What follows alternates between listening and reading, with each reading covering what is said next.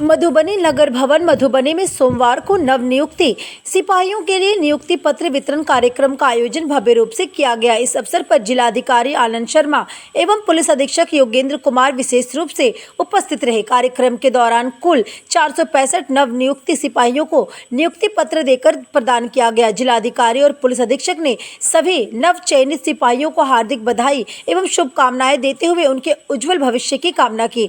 जिलाधिकारी आनंद शर्मा ने अपने संबोधन में कहा कि यह नियुक्ति पत्र सिर्फ एक दस्तावेज नहीं बल्कि समाज और राष्ट्र सेवा की एक बड़ी जिम्मेदारी का प्रतीक है। वहीं पुलिस अधीक्षक योगेंद्र कुमार ने सिपाहियों को कर्तव्य निष्ठा और अनुशासन का पालन करने की प्रेरणा दी। कार्यक्रम के दौरान नवचयनित सिपाहियों के चेहरे पर उत्साह और गौरव स्पष्ट रूप से झलक रहा था। खबर राष्ट्र न्यूज़ 24 लाइव संजय तिवारी की रिपोर्ट।